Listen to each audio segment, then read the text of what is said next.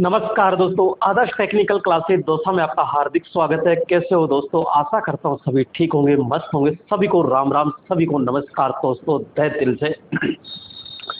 आइए दोस्तों, यहाँ पर आपका इलेक्ट्रीशियन सेशन चल रहा है और पर्सनली BSPSCL के लिए है, जो टेक्नीशियन की एग्जाम है। और 20 दिन 30 चैप्टर यहाँ पे कंप्लीट कर रहे हैं दोस्तों। 3 चैप्टर हो चुके हैं। अगर आपने वो नहीं देखे तो आप प्लेलिस्ट में जाकर के वो आराम से आप देख सकते हो। और आज चैप्टर है अपना 3 फेज AC मोटर दोस्तों। 3 फेज AC मोटर यानी 3 फेज इंडक्शन जो मोटर है उस पर आज चर्चा करेंगे दोस्तों। प्लीज़ आपसे रिक्वेस्ट है दोस्तों, आप वीडियो को पूरा देखा करो, क्योंकि इसके अंदर प्रत्येक टॉपिक को मैं तरीके से समझा रहा हूँ दोस्तों। तो यहाँ पे आइए, आज का पहला प्रश्न है ये दोस्तों। आपके लिए प्रश्न दिखाई दे रहा होगा, लेकिन यहाँ पे मैं हर प्रश्न के साथ में एक टॉपिक जोड़ करके पूरा एनालिसिस कर रहा हूँ। तो आइए, पहला प्रश्न है, और पहला प्रश्न क्या है?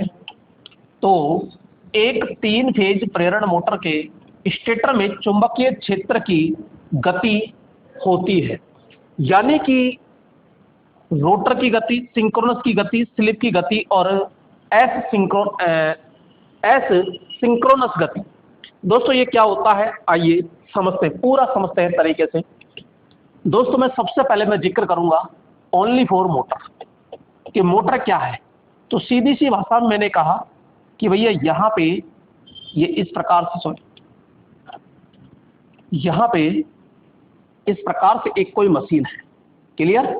यहाँ पे ये मशीन है और इस मशीन के बारे में मुझे पता नहीं है ये कौन सी है कौन सी नहीं है, लेकिन मैंने कहा कि यहाँ पे यांत्रिक ऊर्जा होती है, यांत्रिक ऊर्जा, और यहाँ पे विद्युत ऊर्जा होती है, क्योंकि तार दिखाई दे रहे हैं। तो यहाँ पे विद्युत ऊर्जा, और ये विद्युत ऊर्जा है। अब यहाँ पे ये क्लियर करना है कि आप यांत्रिक ऊर्जा ले रहे हो या फिर दे रहे हो। तो हम पढ़ रहे हैं जैसे मोटर, तो मोटर में क्या होता है, यहाँ पे हम विद्युत देते हैं और विद्युत के बदले शाफ्ट घूमती है, तो ये आउटपुट हो जाता है दोस्तों। तो वह मशीन जो विद्युत ऊर्जा को किस में चेंज कर दे किस में चेंज कर दे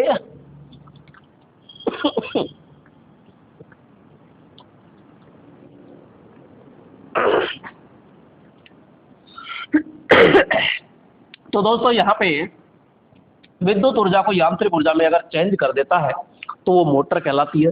अगर इसको मैं उल्टा कर दूं कि यहाँ पे अगर ऐसे हो जाए, यांत्रिक ऊर्जा को विद्युत ऊर्जा में बदल दे, तो वो जनरेटर कहलाता है, जबकि ये मोटर कहलाती है। अब दोस्तों मोटर के अंदर 2 प्रकार की होती है। यहाँ पे जो मोटर होती है ये 2 प्रकार की होती है। जैसे कि मैं बात करूँगा AC मोटर और DC मोटर। DC मोटर के बारे में अपन विस्तृत चर्चा कर चुके हैं। AC मोटर 2 प्रकार की है, एक आपके सिंगल फेज है और एक आपके 3 फेज होती है दोस्तों। यहाँ पे आज चर्चा कर रहे हैं अपन 3 फेज की।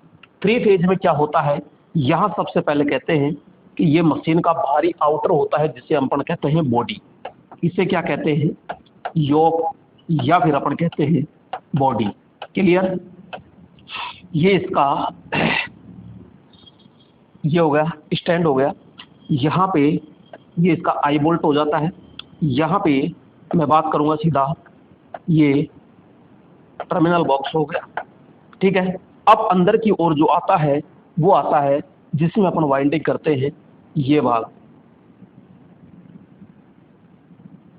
दोस्तों ये जो भाग होता है इसको कहते हैं हम स्टेटर। क्या कहते हैं दोस्तों? स्टेटर कहते हैं। क्लियर? ये तो यहाँ पे ये भाग हो गया हमारा स्टेटर। ये जो रेड दिखाई दे रहा है आपको, इसे कहते हैं अपन स्टेटर। और स्टेटर के ये जो खांचे होते हैं, इन खांचों में यहाँ पे अपन वाइंडिंग डालते हैं। और दोस्तों ये जो वाइंडिंग होती है, ये वाइंडिंग कितने फेज है, तो मैं कहूँगा यहाँ पे ये वाइंडिंग है और ये 3 फेज वाइंडिंग होती है। 3 फेज क्या होती है, वाइंडिंग होती है, और ये जो वाइंडिंग होती है ये 120 डिग्री के अंतर पर डाली जाती है। कितने डिग्री के अंतर पर डाली जाती है? 120 डिग्री के अंतर पर डाली जाती है। और इसमें से जब इसका संयोजन कर दिया जाता है, इसका जब संयोजन कंप्लीट कर दिया जाता है दोस्तों, तो इसके टर्मिनल निकाल दिए जाते हैं। यहाँ पे 3 टर्मिनल हो जाते हैं। जैसे ही यहाँ पे सप्लाई दी जाती है तो मेरे दोस्तों यहाँ पे 3 फेज AC कितनी, तो अपन कहेंगे 415 वोल्टेज इसके अंदर क्या देते हैं हम, सप्लाई देते हैं। और जैसे ही सप्लाई दी जाती है ना, जैसे ही सप्लाई दी जाती है तो मेरे दोस्तों सोचना, क्योंकि इसके अंदर क्या पैदा हो जाता है, तो ये चुंबकीय क्षेत्र पैदा हो जाता है और इसमें चुंबकीय जो फ्लक्स होता है ये गति करने लगता है। दोस्तों इसमें जो ये चुंबकीय फ्लक्स गति कर रहा है, ये जो चुंबकीय फ्लक्स गति कर रहा है, यहाँ पे मैं कहूँगा ये जो चुंबकीय फ्लक्स जो होता है, चुंबकीय जो फ्लक्स होता है, इसकी जो गति होती है ना, इस गति को ही अपन क्या कहते हैं दोस्तों, तुल्यकालिक गति के नाम से जाना जाता है। यहाँ पे जो गति हो रही है चुंबकीय फ्लक्स की, इस गति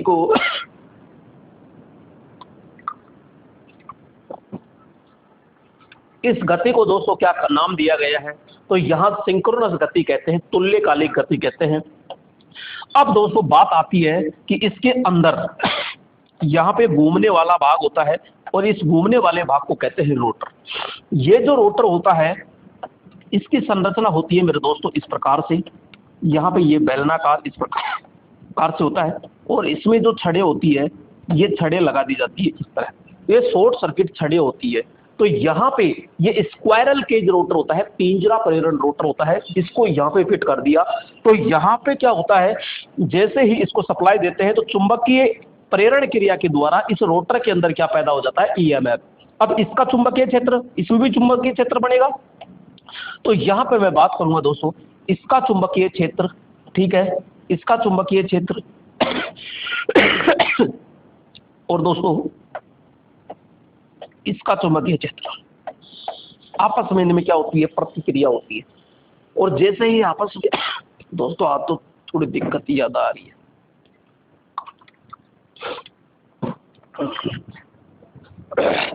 और आपस में यहाँ पे जैसे आपसी प्रतिक्रिया होती है, तो आपसी प्रतिक्रिया के कारण मेरे दोस्तों यहाँ पे पैदा हो जाता है क्या, टॉर्क। तो ये टॉर्क पैदा होने के कारण एक खिंचाव बल लगता है, हमारा रोटर क्या हो जाता है, घूम जाता है। तो हमारी मोटर होती है सेल्फ स्टार्ट मोटर होती है। यहाँ पे जैसे ये रोटर घूमता है और ये रोटर घूमता है तो इसको कहते हैं रोटर गति।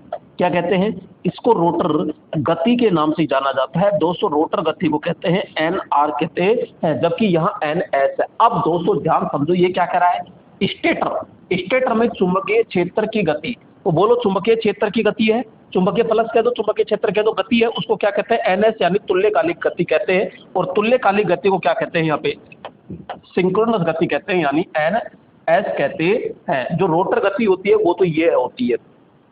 अब यहाँ पे दोनों गति हो गई भाई, कितनी गति हो गई, तो हम कहेंगे NS गति होती है और एक कौन सी होती है, NR गति होती है, जिसमें NS गति क्या होती है, ज्यादा होती है दोस्तों। रोटर गति इसमें क्या होती है, कम होती है।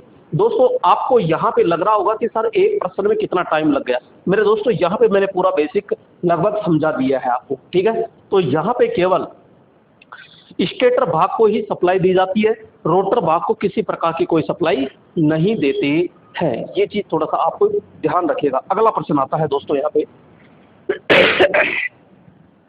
और दोस्तों अगला जो प्रश्न है वो क्या है कि एक 3 फेज 400 वोल्ट 50 हर्ट्ज प्रेरण मोटर की सामान्य चाल 750 RPM है, तो इसके घूर्णनमान चुंबकीय क्षेत्र में कितने पोल बनेंगे। दोस्तों पोल ज्ञात करने हैं आपको।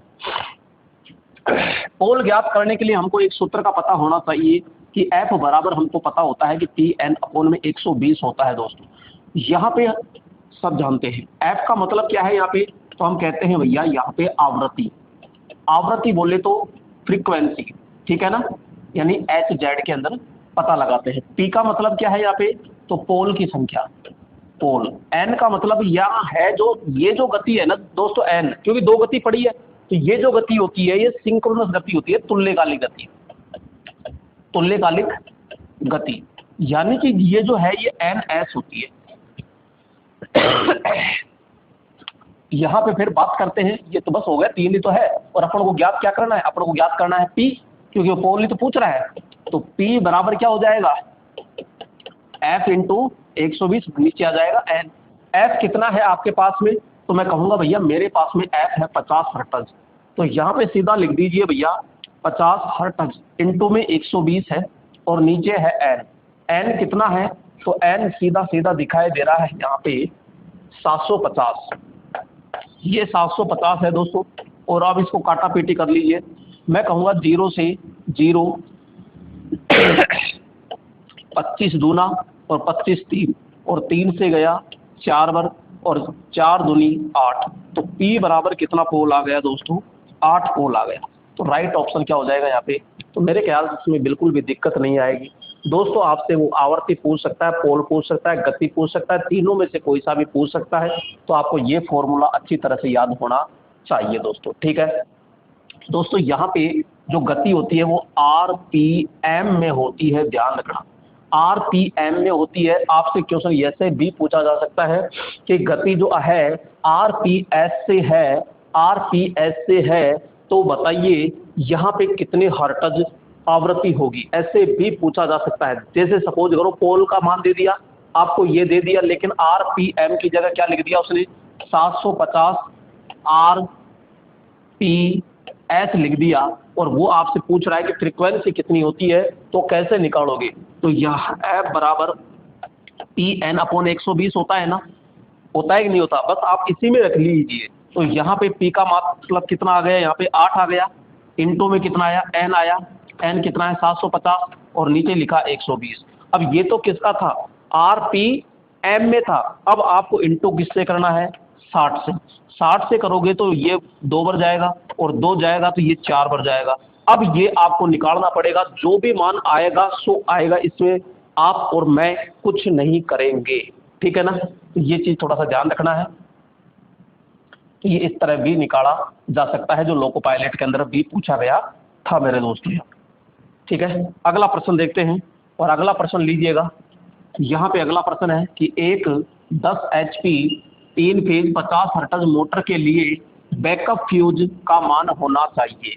बैकअप फ्यूज का मान आपको पता लगाना होगा दोस्तों। आइए इस पर चर्चा करते हैं दोस्तों।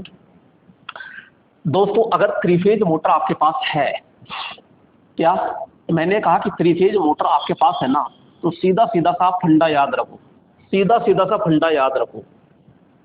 अगर वो मोटर की लोड धारा पूछ रहा है, क्या पूछे, इसमें लोड धारा आपसे पूछे, तो सीधा सीधा आप क्या कीजिए, HP को इंटू कर दीजिए 1.5 से। यानी वो पूछे कि 10 HP की मोटर है, तो बताओ मोटर कितना लोड ले रही है, कितना करंट ले रही है, तो सीधा सीधा HP को इंटू कर दीजिए 1.5 से। क्लियर, यहां से निकल जाएगा मान आपका यहां से। दूसरा आपसे पूछे कि बैकअप फ्यूज, क्या पूछे, बैकअप फ्यूज पूछे या फ्यूज धारा पूछे, तो यहाँ पे फ्यूज धारा, तो दोस्तों फ्यूज धारा अगर पूछता है तो HP को इंटू कर दीजिए आप 3 से। किससे, तो 3 से इंटू कर दीजिए, HP इंटू क्या कर दीजिए, 3 कर दीजिए मेरे दोस्तों। यहाँ आराम से क्या निकल जाएगा, ये पूरा का पूरा मान ज्ञात हो जाएगा। नेक्स्ट मेरे दोस्तों, अगर आपकी ये तो है, इसमें अगर सिंगल फेज मोटर है, तो सिंगल फेज मोटर में क्या करना है, लोड धारा के लिए, यहाँ पे लोड धारा के लिए आपको करना क्या है, तो 7 इंटू यानी HP इंटू क्या करना है, 7 करना है, तो लगभग में आराम से पूरा मान आ जाएगा, ठीक है। अगर DC मोटर है, क्या है, DC मोटर होती है, और DC मोटर में आपसे लोड धारा पूछे, DC मोटर में क्या पूछे, लोड धारा पूछे, तो HP इंटू क्या कर दीजिए 2.5 कर दीजिए। तो यहाँ से क्या निकल जाएगा, पूरा का पूरा डाटा, पूरा का पूरा मान आराम से आ जाएगा दोस्तों। अब आप निकाल लीजिए यहाँ पे, तो बैकअप फ्यूज पूछ कह देता है, वो फ्यूज धारा कह दीजिए HP इंटू आपको 3 करना है, तो यहाँ पे 10 इंटू 3 करना है, तो लगभग में आपका 30 आ जाएगा, और 30 एम्पियर। अब इसके बहुत नजदीक देख लीजिए कोई सा भी हो, तो यहाँ पे सीधा सीधा हम कहेंगे भैया आपका 35 आंसर आएगा, ठीक है। तो राइट ऑप्शन क्या हो जाएगा, यहाँ पे C ऑप्शन होता है। तो इस प्रकार से आप आराम से निकाल सकते हो, ठीक है, तो मैंने सारा डिटेल बता दिया, वैसे आराम से यहाँ से निकाल सकते हैं। नेक्स्ट प्रश्न की ओर चलते हैं कि इंडक्शन मोटर में रोटर धारा की आवृत्ति, रोटर धारा की आवृत्ति खालिस्तान होती है, रोटर धारा की आवृत्ति। तो दोस्तों यहाँ पे रोटर धारा यानी रोटर के अंदर जो आवृत्ति होती है वो आवृत्ति कितनी होती है, यहाँ पे मैं बात करता हूँ। ये स्टेटर हो गया और ये रोटर हो गया। तो इस रोटर के अंदर क्या पूछ रहा है आपसे, रोटर आवृत्ति पूछ रहा है, यानी एफ आर, कि इसमें एफ आर कितनी है, जबकि हम इसमें सप्लाई नहीं देते। सप्लाई कहाँ देते हो भाई, सप्लाई तो यहाँ देते हो ना। तो यहाँ पे अपन जैसे सप्लाई कहते हैं कि भैया हम तो 3 फेज एसी 450 या 415 वोल्टेज इसको देते हैं, ठीक है, यहाँ पे देते हैं। और इसमें जो होती है सामान्यतः हम कहते हैं 50 हर्ट्ज आती है। तो इसमें कितनी होगी, इसमें कितनी होती है दोस्तों, ध्यान रखना। प्रारंभिक अवस्था में, यहाँ पे प्रारंभ अवस्था में रोटर आवृत्ति जो प्रारंभ अवस्था में जो रोटर आवृत्ति होती है ना, वो आपकी स्टेटर आवृत्ति के बराबर होती है। प्रारंभ अवस्था में रोटर आवृत्ति बराबर स्टेटर आवृत्ति, यहाँ पे तो ये चीज ध्यान रखनी है। तो रोटर आवृत्ति जो होती है वो स्टेटर आवृत्ति की क्या होती है, बिल्कुल बराबर होती है। यानी कि ये 50 हर्ट्ज है तो ये भी कितनी होगी, 50 हर्ट्ज होती है। लेकिन जैसे ही आपका रोटर रनिंग करने लगता है तो रनिंग करते समय आपकी रोटर आवृत्ति घट जाती है। तो रनिंग आवृत्ति में घट जाती है, तो यह कहूंगा लोड अवस्था में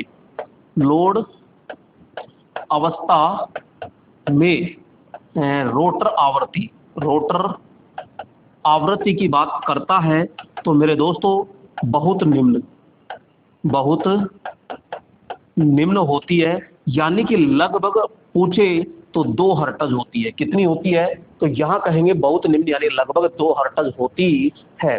अब दोस्तों यहाँ पे अगर सूत्र भी निकालना चाहे कि हम तो रोटर आवृत्ति का क्या निकालते हैं कि भैया हमको तो सूत्र चाहिए, तो भैया यहाँ पे कौन सी अवस्था में कह रहा है, तो रोटर धारा की आवृत्ति ज्ञात करने का सूत्र कह रहा है। यानी कि ये लोड अवस्था में या कैसे भी हो तो दोनों अवस्था में निकाल सकते हैं, सूत्र एक ही लगता है। आइए रोटर आवृत्ति, तो यहाँ पे अपन कह रहे हैं रोटर आवृत्ति, और रोटर आवृत्ति का जो सूत्र होता है यानी कि एफ आर बराबर होता है दोस्तों यहाँ पे स्लिप, क्या स्लिप, और स्लिप भी कौन सी होती है, तो ध्यान रखना प्रतिशत स्लिप होती है।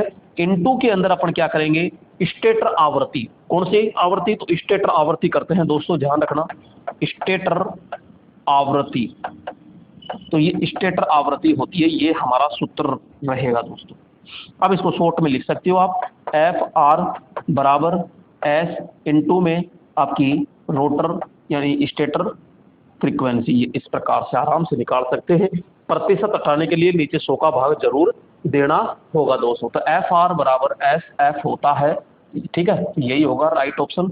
तो ये तो मैंने बता दिया। वैसे सारा का सारा प्रारंभ अवस्था में पूछता है तो हम कहेंगे दोस्तों स्टेटर आवृत्ति इसके बराबर होती है। लोड अवस्था में पूछता है तो बहुत निम्न लगभग 2 हर्ट्ज होती है। और यहाँ से वो कैसे भी पूछे तो ये पूरा का पूरा फंडा अपन ने निकाल लिया है। क्लियर, आइए आगे चलते हैं।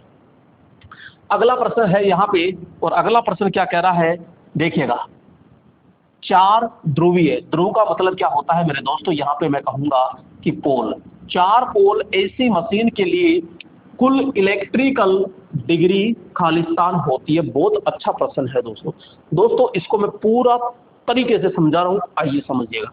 यहाँ पे विद्युत डिग्री, ठीक है, तो यहाँ पे वो क्या कहेगा आपसे, विद्युत डिग्री कह सकता है, और डिग्री नहीं कहेगा तो विद्युत कोण भी कह सकता है। क्लियर यहाँ पे। और यहाँ पे आपको देगा पोल संख्या, क्या देगा दोस्तों, पोल संख्या देगा। ये पोल संख्या बटे में पी आता है, सॉरी ये 2 आता है, 2 इनटू में यांत्रिक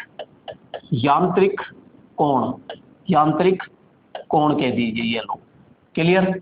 अब ये चीज तो अपना सूत्र आपको याद रखना पड़ेगा, लेकिन यहाँ पे वो क्या कहेगा, वो आपसे कहेगा कि भैया कौन सा सूत्र सही है या कौन सा गलत है। अब इसको तोड़ना मरोड़ना सीखिए। यानी एक फॉर्मूला हो गया। दूसरा फॉर्मूला देखिएगा, विद्युत डिग्री है तो मैंने क्या लिखा भाई साहब, विद्युत डिग्री ही लिखा, कोई दिक्कत नहीं है, विद्युत डिग्री लिख दिया, कोई ये लो, बराबर यहाँ पे पोल संख्या है मैंने लिख दिया, पोल ही लिख दिया, ये लो, नीचे 2 लिख दिया, इनटू यांत्रिक कोण होता है, तो यांत्रिक कोण का मान होता है मेरे दोस्तों 360 डिग्री होता है। तो यहाँ पे मैं लिख भी देता हूं कि यांत्रिक जो कोण होता है ना, यांत्रिक जो कोण होता है वो कितना होता है, 360 डिग्री होता है, ये लो।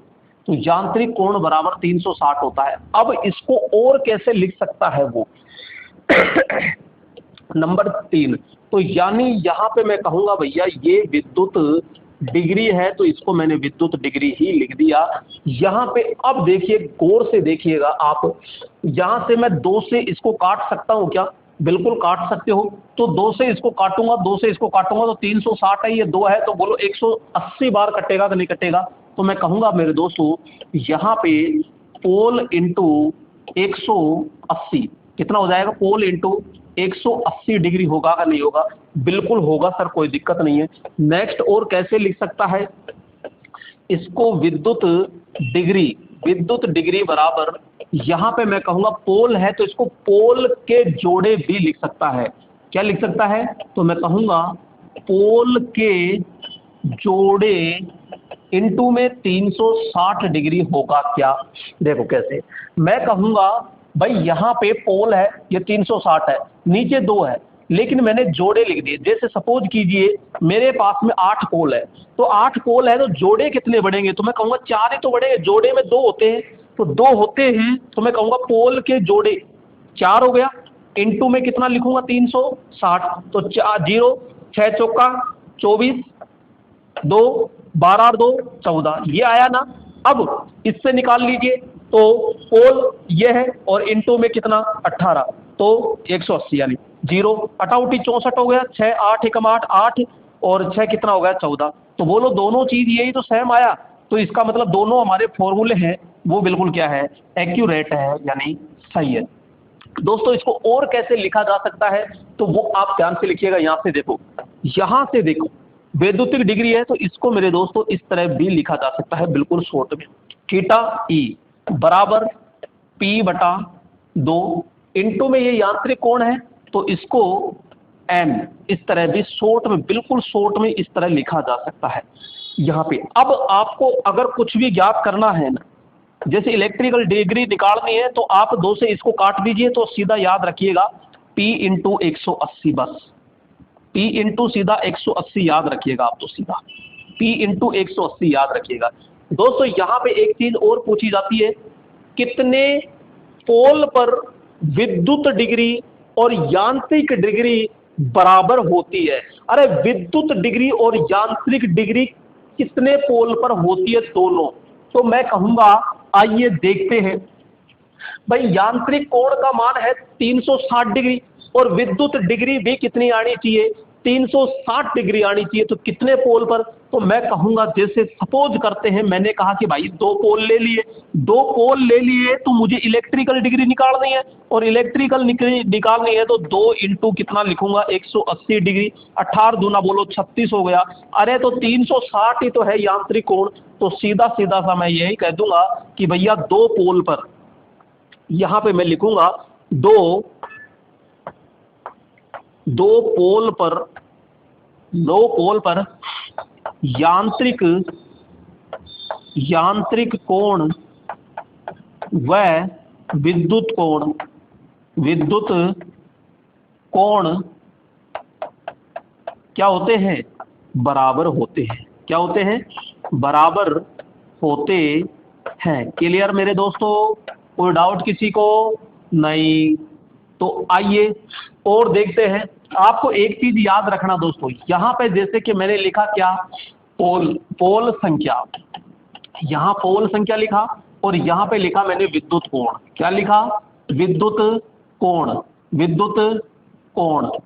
ये लो विद्युत कोण। तो दोस्तों यहां पे पोल संख्या और विद्युत कोण मैं लिख रहा हूं, और यहां से डायरेक्ट आप संख्या याद कर सकते हो कि जैसे भैया अगर एक पोल होगा तो कितना आएगा, तो मैं कहूंगा 180 डिग्री होगा। यहाँ पे अगर 2 पोल आता है तो बोलो कितना आ जाएगा, 360 डिग्री होगा। और यहाँ पे 3 होगा तो कितना होगा, 540 होगा। यहाँ पे मैं कहूँगा 4 होगा तो 36 दूना 72 हो जाएगा ये।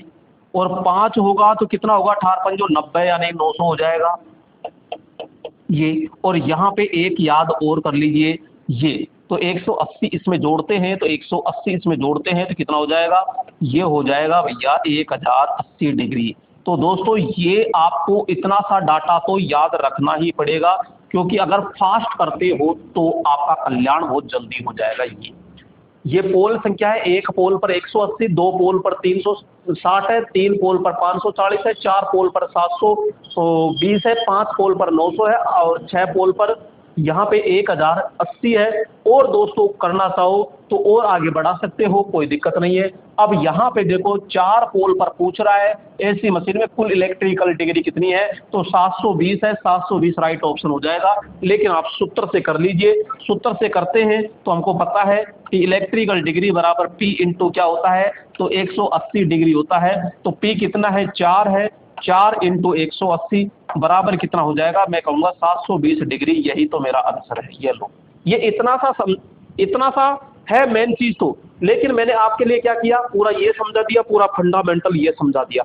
ये किसके लिए कर रहा हूं, आपके लिए कर रहा हूं। और आपसे केवल बदले में क्या मांग रहा हूं, क्या मांग रहा हूं दोस्तों, केवल मैं ये मांग रहा हूं कि इस वीडियो को अपने सभी दोस्तों तक बिल्कुल शेयर कर दीजिए, व्हाट्सएप कर दीजिए, टेलीग्राम पे बिल्कुल शेयर कर दीजिए। बस इतना सा मांगता हूं मैं आपसे। मैं आपसे वादा करता हूं, आप मेरे साथ शुरू से एंड तक जुड़े रहिएगा तो आपको इस कदर पहुंचा दूंगा, टेक्निकल को इस तरह वो कर दूंगा आपके बस में, आपके आगे नागिन की तरह डांस करेगी। दोस्तों टेक्निकल थ्योरी, ये चीज ध्यान रखिएगा, इसको इस तरह नींबू की तरह नचोड़ के रख देंगे, फिर आप ये कहोगे भय, अरे भय नहीं, इससे आपसे मोहब्बत हो जाएगी, प्यार ऐसा हो जाएगा कि जब पीछा भी छुड़ाओगे तो पीछा नहीं छूटेगा। ध्यान रखना टेक्निकल थ्योरी से, इसे कहते हैं टेक्निकल थ्योरी। एक बार माइंड में सेट इस तरह घुसा दूंगा, हाँ, तो पूरा का पूरा भेजे में फिट बैठ जाएगा। ये चीज ध्यान रखिएगा। ये तो अब सोचो, जब मैं इस तरह यहां पे इतना समझा रहा हूं तो फाउंडेशन बेस में क्या हाल होगा, फाउंडेशन बेस में क्या हाल होगा समझिए, आप खुद समझिएगा। और मात्र फाउंडेशन कोर्स यार कितना सा है, 599 रुपए में फाउंडेशन कोर्स हो रहा है, जिसमें ऐसे ऐसे क्लास आ रही है आप पूछिए मत, क्या कहूं आपसे। राइट ऑप्शन हो गया, ये लीजिएगा 6 नंबर। और 6 नंबर देखिएगा, स्क्वायरल केज इंडक्शन मोटर, यानी स्क्वायरल केज इंडक्शन मोटर में मोटर बार का मतलब होता है, यहाँ पे बार का मतलब है छड़े के स्क्यूइंग यानी कि तिरछा के लिए निम्नलिखित में से गलत वाक्य बताइए। पहले मैं समझा देता हूं।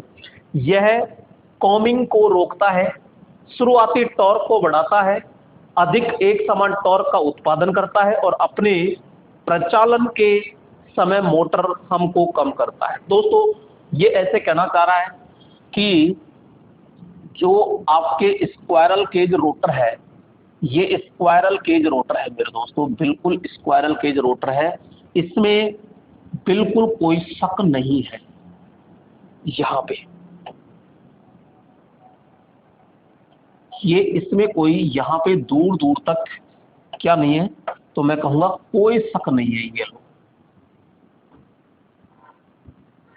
ये है हमारी शाफ्ट, यहां दूर दूर तक कोई शक नहीं है, ठीक है। और इधर भी ये है। दोस्तों यहां पे अब डाली जाती है इसमें छड़े, और छड़े होती है या तो तांबे की डाली जाती है, शुरुआत में पहली स्टार्टिंग तांबा, और दूसरी होती है एल्यूमिनियम या फिर पीतल की होती है डबल केस। सिंगल के अंदर तो तांबे की ही होती है। यहां पे मेरे दोस्तों ये कह रहा है कि छड़े आप डाल रहे हो तो ये छड़े इस तरह तिरछी क्यों डालते हो, क्या रीजन है इन छड़े का तिरछी रखने का। तो मैं बताऊंगा मेरे दोस्तों कि इसमें छड़े तिरछी क्यों डाली जाती है, क्या होता है तिरछी छड़े डालने से, क्या होता है, तो ये सारी चीज। और दूसरी चीज यहाँ पे एक क्या लगाया जाता है, तो मैं कहूंगा भाई साहब यहाँ पे जो लगाया जाता है ये होता है बेरिंग।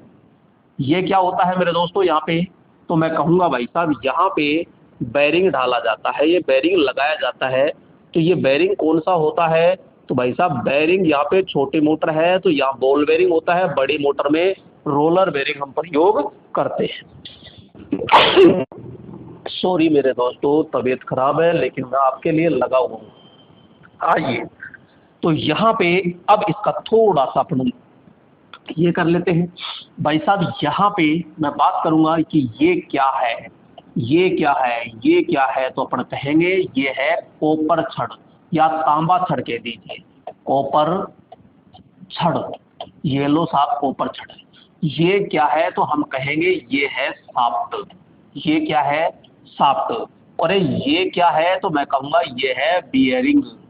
बियरिंग, ये बेरिंग हो गया बस, और कुछ नहीं है भाई साहब। इसमें स्लिपरिंग प्रयोग नहीं होती है, इसमें वाइंडिंग प्रयोग नहीं होती है।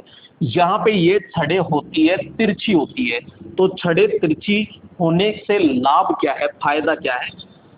तो मैं कहूंगा लाभ किसका? तिरछी छड़।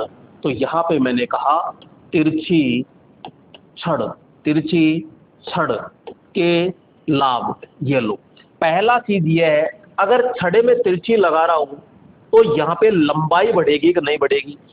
छड़ों की लंबाई बढ़ती है तो प्रतिरोध भी बढ़ता है।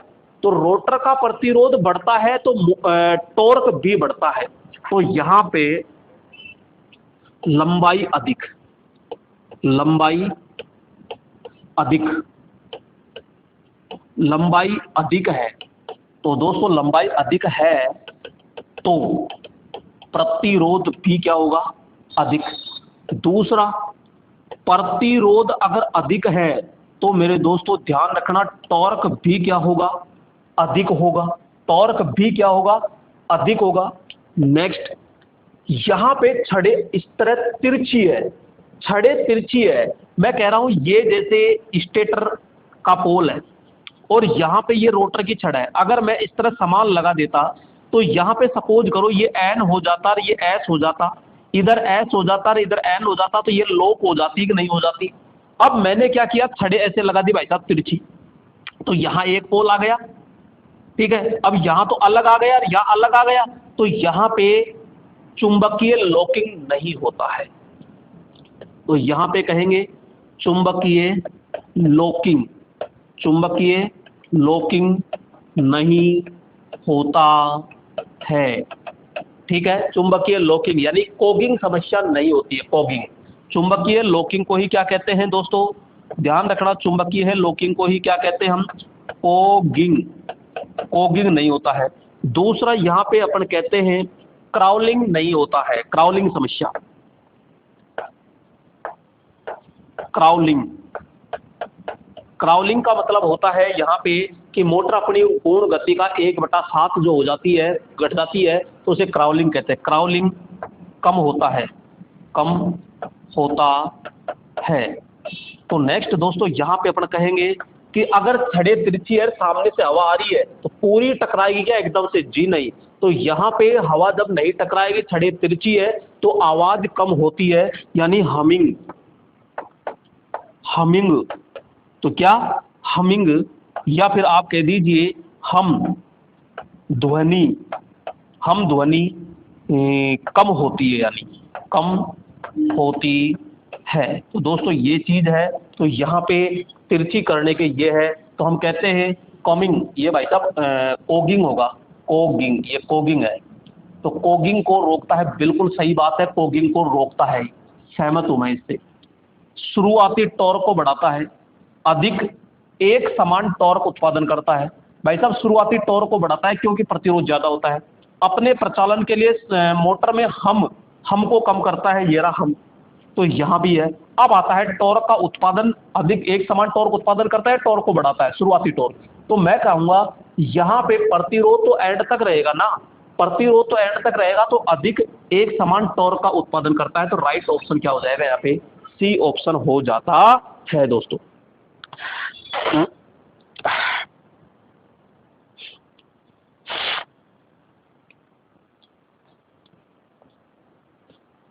तो राइट ऑप्शन क्या हो जाएगा? सी। आइए अगले प्रश्न पे चलते हैं दोस्तों। और अगला प्रश्न क्या है? 7 नंबर।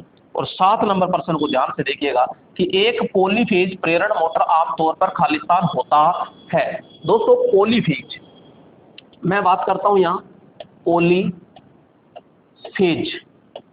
दोस्तों पॉलीफेज का मतलब होता है बहुकला। क्या होता है? बहुकला। बहुकला। और यहाँ पे एक शब्द तो है ही प्रेरण मोटर, तो ये शब्द तो रहेगा ही रहेगा। तो इसका नाम ये हो गया, इसका नाम ये हो गया पॉलीफेज। पॉलीफेज को बहुकला मोटर कहते हैं। दूसरी चीज मैं ये कहूंगा, यहाँ पे जो पॉलीफेज बहुकला है, ये जो होती है ये इंडक्शन मोटर है यानी कि, तो ये आपकी सेल्फ एक्साइटेड है कि नहीं है? जी हाँ, बिल्कुल सेल्फ एक्साइटेड है। तो दोस्तों इसकी जो गति होती है एन एस गति, वो एन आर गति से क्या होती है? ज्यादा होती है। तो ये तुल्यकालिक मोटर है क्या? जी नहीं, ये अतुल्यकालिक मोटर होती है। तो मैं क्या कहूंगा इसे? अतुल्यकालिक। अतुल्यकालिक प्रेरण मोटर होती है, अतुल्यकालिक मोटर कह दीजिए सीधा। तो ये मोटर होती है। और दोस्तों यहाँ पे जब मैंने शुरू में ही कहा है भाई साहब, ये तो इसके क्या है? उपनाम। उपनाम। तो यहाँ पे जो हमारी ये मोटर होती है, ये मोटर क्या होती है? सेल्फ एक्साइटेड होती है। तो यहाँ पे सेल्फ एक्साइटेड, एक्साइटेड यानी कि मैं कहूंगा स्वचालित, स्वचालित होती है। तो स्वयं शुरू होती है। नेट सेल्फ एक्साइटेड होती है, धीमी गति से स्टार्ट होने वाला होता है और तेज गति से, मैं कहूंगा पॉलीफेज मोटर होती है, ये स्वयं शुरू होती है। यानी self excited, net self excited होती है, स्वयं शुरू होती है। यानी सेल्फ एक्साइटेड ही तो है, सेल्फ तो नेट थोड़ी है। नेट सेल्फ एक्साइटेड स्वयं शुरू होती है, शुरू कह दो चाहे वो स्वयं शुरू ही तो होती है। राइट ऑप्शन क्या हो जाएगा यार यहाँ पे? तो दोस्तों ध्यान रखना, यहाँ पे धीमी गति से स्टार्ट होने वाला मोटर, बिल्कुल धीमी गति से, भाई सबकी धीमी रहती है गति तो, लेकिन यहाँ पे सेल्फ एक्साइटेड उसने नहीं लिखा है। क्लियर? राइट ऑप्शन ए हो जाएगा। आइए अगले प्रश्न पे चलते हैं। और अगला प्रश्न क्या है? स्टार डेल्टा स्टार्टर की वाइंडिंग आरंभ होते समय, क्या आरंभ होते समय और गति करते समय खालिस्तान कनेक्शन से जुड़ी होती है। तो दोस्तों यहाँ पे स्टार्टर की बात आ रही है। अब स्टार्टर की अगर बात आ रही है तो यहाँ पे बात करते हैं स्टार्टर। स्टार्टर की बात आ रही है तो यहाँ पे मैं बात करूंगा, एक स्टार्टर होता है यहाँ पे DOL। कौन सा स्टार्टर होगा दोस्तों? यहाँ पे DOL स्टार्टर होता है। दूसरा होता है यहाँ पे स्टार डेल्टा स्टार्टर। और तीसरा होता है दोस्तों यहाँ पे ट्रांसफॉर्मर या auto transformer auto transformer starter. ये नेक्स्ट यहाँ पे कहेंगे प्रतिरोधी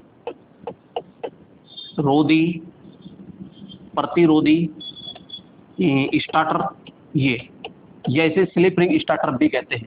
दोस्तों यहाँ पे जो आपके 3 स्टार्टर होते हैं, ये तो आपके पिंजरा मोटर के लिए होते हैं, पिंजरा प्रेरण ये। और दोस्तों ये जो होता है ये स्लिप रिंग मोटर के लिए होता है। तो यहाँ पे स्लिप रिंग मोटर के लिए प्रयोग किया जाता है। अब दोस्तों यहाँ पे ध्यान रखिएगा, जो आपका DOL स्टार्टर होता है ये 5 HP तक होता है, 5 HP तक। जो आपका स्टार डेल्टा होता है ये 20 HP तक प्रयोग किया जाता है। यहाँ पे ऑटो ट्रांसफॉर्मर होता है, ये आपके 25 HP तक प्रयोग किया जाता है। और ये जो होता है ये 25 HP से अधिक के लिए प्रयोग किया जाता है यहाँ पे। अब बात कर लेते हैं अपन स्टार डेल्टा से, ठीक है? ये स्टार होता है और ये डेल्टा होता है। दोस्तों क्या होता है इसमें, जब शुरू में सप्लाई दी जाती है तो पूरी वोल्टेज सप्लाई वाइंडिंग पर देने से क्या होता है, वहां पे धारा जो होती है वो शुरुआत धारा 5 से 7 गुना होती है। तो 5 से 7 गुना क्या होती है, अधिक होती है, तो वाइंडिंग जलने का खतरा होता है। तो यहाँ पे अपन कहते हैं इसको कम किया जाता है। तो कम करने के लिए किसमें करते हैं, यहाँ पे स्टार में, और स्टार में करने से 57.7% वोल्टेज रह जाता है। और अब इस समय ये रहने पर हमारी मोटर का जो रोटर है वो लगभग कितना घूम जाए, 75% गति। 75% गति करने के बाद इसको किसमें चेंज कर दिया जाता है, डेल्टा में। और डेल्टा एक समांतर संयोजन होता है, तो यहाँ वोल्टेज क्या हो जाता है, फिर समान हो जाता है, यानी पूरा वोल्टेज बाद में मिल जाता है। तो शुरू में हम क्या करते हैं, कम वोल्टेज देते हैं ताकि हमारी जो मोटर है वो पूर्ण तरीके से आराम से गति कर सके। तो दोस्तों शुरुआत में ये तो होता है प्रारंभ में, ये तो है प्रारंभ में, और ये होता है दोस्तों रनिंग अवस्था में। तो रनिंग अवस्था में तो हमेशा डेल्टा में होता है और प्रारंभ अवस्था में स्टार में होता है। तो यहाँ पे बात आ रहा है बाइंडिंग प्रारंभ में, तो प्रारंभ में मेरे दोस्तों स्टार में होता है, और रनिंग में किस में होता है, तो डेल्टा में। तो पहला ही ऑप्शन इसमें क्या हो जाएगा, राइट ऑप्शन होता है। बोलो दोस्तों समझ में आया कि नहीं आया। क्यों करते हैं स्टार में, तो मैंने कहा कि अगर पूरा वोल्टेज दे देंगे तो एकदम से वोल्टेज ड्रॉप हो जाएगा और बहुत ज़्यादा दिक्कत आती है, इसलिए कम करते हैं। और कम करने पर 75% गति होते ही यहाँ स्टार के अंदर, सॉरी डेल्टा के अंदर क्या कर देते हैं, हम चेंज कर देते हैं। आइए नेक्स्ट यहाँ पे अगला पॉइंट है गिलहरी पिंजरा गिलहरी पिंजरा मोटर का गति नियंत्रण किस साइड से करते हैं। दोस्तों मैंने आपसे ये कहा कि भाई यहाँ पे ये चीज है, और यहाँ पे हम वाइंडिंग करते हैं जो 3 फेज वाइंडिंग होती है, और 3 वाइंडिंग होती है, इसको 120 डिग्री के अंतर पर जोड़ा जाता है और यहाँ सप्लाई देते हैं। बीच में हमारा रोटर होता है, और बेचारा रोटर कैसा है, तो यहाँ मैंने बढ़ा के भी बताया आपको कि ये रोटर है, न तो इसमें सप्लाई देते हैं न और कुछ होता है। तो ये किसकी साइड से गति नियंत्रण होगी, तो गति नियंत्रण दोस्तों यहाँ स्टेटर साइड से होती है। गति नियंत्रण, गति नियंत्रण, तो गति नियंत्रण में मेरे दोस्तों यहाँ पे अपन कहेंगे पोल नियंत्रण द्वारा,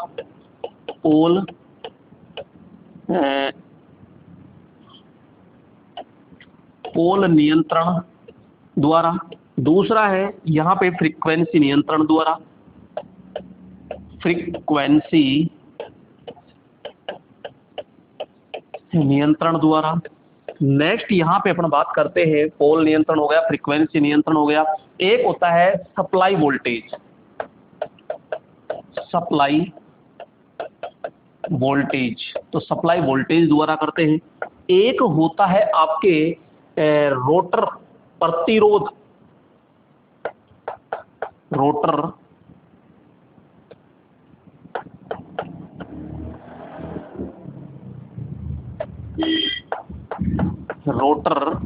प्रतिरोध, रोटर प्रतिरोध नियंत्रण। और दोस्तों एक होता है आपके कैस्केड नियंत्रण, कैस्केड नियंत्रण। क्लियर, ये प्रेरण मोटर के लिए होता है। लेकिन मेरे दोस्तों ध्यान रखना, यहाँ पे जो 3 विधि होती है, ये जो 3 विधि है ये किसके लिए है, तो मैं कहूँगा ये पिंजरा प्रेरण के लिए है, पिंजरा प्रेरण के लिए है। जबकि ये जो दोनों विधि है ये आपके किसके लिए है, तो ये स्लिप रिंग के लिए है। तो ये स्लिप रिंग मोटर, तो ये स्लिप रिंग मोटर के लिए है यहाँ पे, और ये पिंजरा प्रेरण के लिए। अब आपसे क्या पूछा है, तो गिलहरी पिंजरा प्रेरण मोटर का पूछ रहा है। तो भाई साहब 3 है, एक तो पोल नियंत्रण, एक फ्रीक्वेंसी नियंत्रण और एक सप्लाई वोल्टेज नियंत्रण होता है। अच्छा किस ओर से करते हैं, तो ये इसमें जो करते हैं ये तीनों चीज करते हैं मेरे दोस्तों, ध्यान रखना, ये तीनों चीज करते हैं। तो ये स्टेटर पर करते हैं, स्टेटर, तो ये स्टेटर पर करते हैं। जबकि ये रोटर नियंत्रण है तो सीधी बात है रोटर पर ही करते हैं, और ये यांत्रिक जोड़ के करते हैं तो ये रोटर द्वारा करते हैं, रोटर साइड। ठीक है, तो यहाँ पे अपन सीधा कहेंगे कि भाई साहब स्टेटर द्वारा किया जाता है। आइए नेक्स्ट यहाँ पे आगे चलते हैं, और यहाँ पे है कि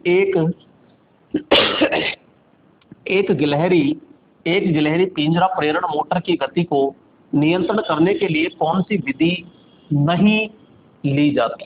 दोस्तों बहुत अच्छा प्रश्न है, इससे जस्ट पहले मैंने पूरा समझाया था। आइए कौन कौन सी विधि है गिलहरी में? पोल फ्रीक्वेंसी सप्लाई, ठीक है। पोल का मतलब ध्रुव हो गया, आवृत्ति हो गई, और वोल्टेज परिवर्तन हो गया। क्या प्रतिरोध था? प्रतिरोध तो किसमें था? किसमें था? तो मैं कहूंगा स्लिप रिंग में। तो यानी कि यहाँ पे ये तीनों जो है, ये बोलो किसमें था? तो मैं कहूंगा पिंजरा। किसमें है? पिंजरा। तो ये नहीं है, तो राइट ऑप्शन ये किसमें है? तो ये किसमें है प्रतिरोध? तो मैं कहूंगा स्लिप रिंग में। स्लिप रिंग के अंदर होता है। बोलो समझ में आया? ठीक है। नेक्स्ट, यहाँ पे दोस्तों आपके लिए बहुत ही अच्छा सुनहरा मौका है। दोस्तों मैं बार बार आपसे कह रहा हूँ कि अभी तक आपने जैसे आगे के लिए भी अगर लोको पायलट का फॉर्म भरा है तो सभी के लिए है, और यहाँ पे पूरा फाउंडेशन कोर्स चल रहा है दोस्तों, पूरा फाउंडेशन बैच रहेगा, ये इलेक्ट्रीशियन थ्योरी रहेगी इसमें। यहाँ पे अब 599 में क्या क्या मिलेगा दोस्तों? यहाँ पे 3 सब्जेक्ट आपको देखने को मिलेगी। तो मैं पहले ही कह रहा हूँ यहाँ पे 3 सब्जेक्ट के अंदर क्या क्या है। यहाँ पे नंबर 1 मैं कहूँगा इलेक्ट्रीशियन, इलेक्ट्रीशियन, तो ये इलेक्ट्रीशियन। नंबर 2 यहाँ पे आपको ड्राइंग मिलेगी, ड्राइंग सब्जेक्ट भी देखने को मिलेगी। और नंबर 3 मेरे दोस्तों यहाँ पे आपको बेसिक साइंस भी आपको साइंस, तो बेसिक साइंस तीनों सब्जेक्ट दोस्तों मिलेगी। ध्यान रखना पूरा बेसिक 0 लेवल से हाई लेवल तक करवा रहा हूं दोस्तों यहाँ पे। और अभी आप प्ले स्टोर से दोस्तों, अभी आप प्ले स्टोर से आदर्श टेक्निकल क्लासेस ऐप डाउनलोड कर लीजिए और वहां पर रजिस्टर्ड होके ये कोर्स अप्लाई खरीद लीजिए दोस्तों अभी। और अधिक जानकारी के लिए आप यहाँ कॉल करके आप पूछ सकते हो। ये दोस्तों मेरे पर्सनल नंबर है दोस्त, ठीक है। आइए नेक्स्ट, यहाँ पे अगला प्रश्न आता है। यहाँ पे खालिस्तान को कम करने के लिए एक 3 कला प्रेरण मोटर के स्टेटर यानी क्रोड को परतदार का मतलब होता है पटलित। क्या होता है दोस्तों? पटलित किया जाता है। तो स्ट्रेसिस हानि, कॉपर हानि, एडी करंट हानि और लोहा। दोस्तों वैसे आपको दिक्कत नहीं आनी चाहिए, क्योंकि मैंने डीसी जनरेटर में बताया, मोटर में बताया, फिर ट्रांसफार्मर में बताया, और यहाँ पर है ये।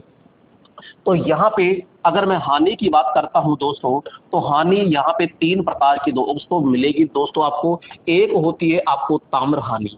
जो आपकी ताम्र हानि होती है ये किसके कारण होती है? तो मैं कहूँगा कि जो ताम्र वाइंडिंग होती है, क्या कि वाइंडिंग में प्रतिरोध व ऊष्मा के कारण होती है। निवारण क्या होता है इसका? तो निवारण भाई साहब इसका होता है कि जो लोड होता है उसको क्या कर दो, कम होता है। इसका जो सूत्र होता है वो क्या होता है? I²R होता है।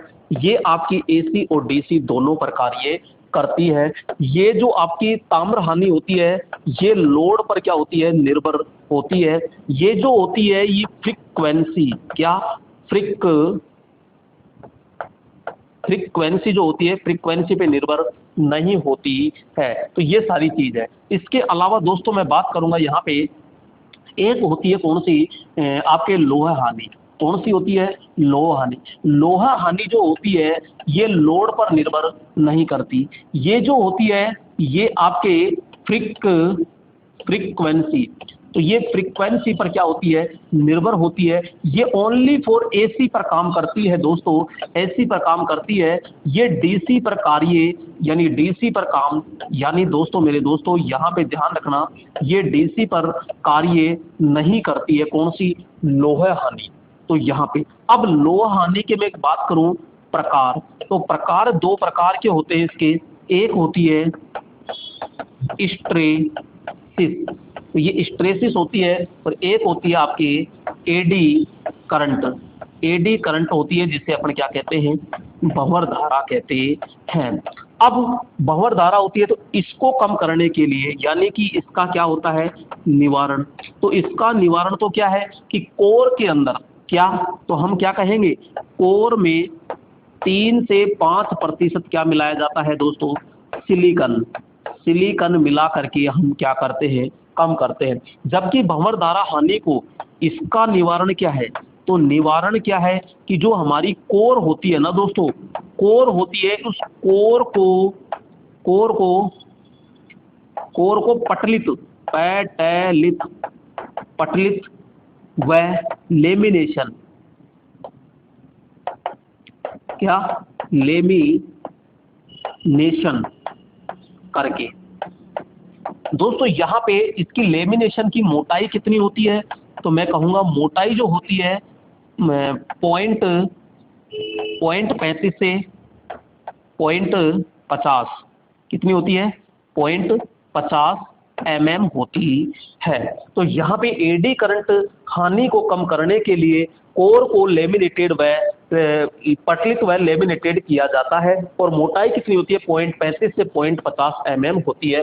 दोस्तों एक और होती है हमारी हानि, और वो कौन सी होती है, तो मैं कहूँगा यहाँ पे यांत्रिक हानि होती है, जिसे हम मैकेनिकल हानि भी कहते हैं। तो यहाँ पे मेरे दोस्तों जैसे कि मैं बात करूँगा बेयरिंग घर्षण, क्या बेयरिंग घर्षण होता है एक वायु घर्षण के द्वारा भी होता है, बेयरिंग घर्षण कह दीजिए, वायु घर्षण के द्वारा भी होता है यहाँ पे। क्लियर? तो राइट ऑप्शन क्या होगा यहाँ पे, परतदार किया जाता है भाई साहब। यानी खालिस्तान को कम करने के लिए एक 3 कला प्रेरण मोटर के स्टेटर कोड को परतदार किया जाता है। अरे भाई साहब परतदार किया जाता है तो ये बेटी एडी करंट आनी, तो एडी करंट को कम करने के लिए ही हम परतदार किया जाता है। क्लियर दोस्तों, समझ में आ रहा है ना आपको? जी हाँ मेरे दोस्तों बहुत अच्छे से समझ में आ रहा है, मैंने पूरा का पूरा ये हानि का चिट्ठा यहाँ पे खोल दिया है। दोस्तों आगे है एक त्रिकला प्रेरण मोटर स्टार डेल्टा स्टार्टर के द्वारा प्रचालित करने पर मोटर की प्रारंभिक अवस्था यानी स्टार स्थिति में प्रत्येक फेज के मध्य वोल्टेज क्या होगा। दोस्तों अभी थोड़ी देर पहले ही मैंने बताया था आपको कि जब मोटर हमारी स्टार में चलती है और बाद में इसमें चलती है, तो मैं कहूँगा भैया ये प्रारंभ में चलती है, और प्रारंभ में जो हमारा 100% वोल्टेज होता है ना, इसका कितना होता है, तो 57.6% या 57.7% के समथिंग लेते हैं। ठीक है, तो ये इतना लेते हैं, तो ये लगभग 58 मान लिया जाता है, और बाद में ये होता है रनिंग, तो ये रनिंग अवस्था के अंदर चलाया जाता है, तो यह पूरा का पूरा 100% रहता है। तो हम क्या कहेंगे, तो यहाँ पे भैया प्रत्येक फेज के मध्य वोल्टेज क्या रहने वाला है, 57.7% रहता है। वैसे इसमें कोई दिक्कत नहीं है, 6% कर दिया तो यहाँ पे 57.35% होगा। क्लियर? आइए अगले प्रश्न पे चलते हैं, और अगला प्रश्न क्या है, तो चुंबकीय स्टार्टर का प्रचालन होता है। दोस्तों ध्यान से समझना, अगर आपसे चुंबकीय पूछे, चुंबकीय स्टार्टर और एक होता है कौन सा, थर्मल यानी कि तापीय कह दे या थर्मल कह दे स्टार्टर। तो ये जो होता है ये तेज प्रचालित होता है, तेज, और ये जो होता है ये धीमा होता है। दोस्तों क्या होता है, धीमा होता है। तो चुंबकीय स्टार्टर जो होता है वो तेज प्रचालित होता है, जबकि यहाँ पे तापीय कह दे या थर्मल स्टार्टर कह दे तो वो धीमा प्रचालित होता है। नेक्स्ट यहाँ पे नंबर 14, निम्न में से क्या स्क्वायरल केज इंडक्शन मोटर में मौजूद नहीं होता। भैया क्या मौजूद नहीं होता, तो हम कह रहे हैं स्क्वायरल का मतलब होता है गिलहरी। तो गिलहरी के अंदर स्लिप रिंग लगती है क्या? जी नहीं, बिल्कुल भी नहीं लगती। तो बस यही हो गया, तो ये ब्रश भी नहीं लगी, स्लिप रिंग के साथ में तो ब्रश होती है, तो ए व बी दोनों नहीं होते। स्लोट्स तो होते हैं मेरे दोस्तों, यहाँ पे स्लोट्स तो आपके स्टेटर के अंदर काटे जाते हैं। तो आप खुद देख लीजिए यहाँ पे ये होता है, और ये क्या हो गए, ये स्टेटर के अंदर स्लोट्स हो गए, बीच में हमारा रोटर लगता है। तो रोटर इस प्रकार से होता है, ये लो यहाँ पे। अब इसमें ना तो कोई स्लिप रिंग की आवश्यकता है ना ब्रश की आवश्यकता है, जबकि जो हमारी स्लिप रिंग मोटर होती है उसके अंदर आवश्यकता पड़ती है। नेक्स्ट, त्रिकला प्रेरण मोटर में शून्य भार परीक्षण पर कौन सी हानि ज्ञात होती है। दोस्तों यहाँ पे मैं बात करूंगा शून्य भार और एक होता है पूर्ण भार, शून्य भार और एक होता है पूर्ण भार। क्लियर? दोनों पे मैं पहले भी कई बार बता चुका। शून्य भार तो यहाँ पे परीक्षण, तो शून्य भार परीक्षण होता है जब लोड ही शून्य है, तो यहाँ पे ताम्र हानि होगी क्या? जी नहीं होगी। तो यहाँ ओनली फोर कौन सी होगी? तो हम कहेंगे लो है। हानि हम ज्ञात करते हैं।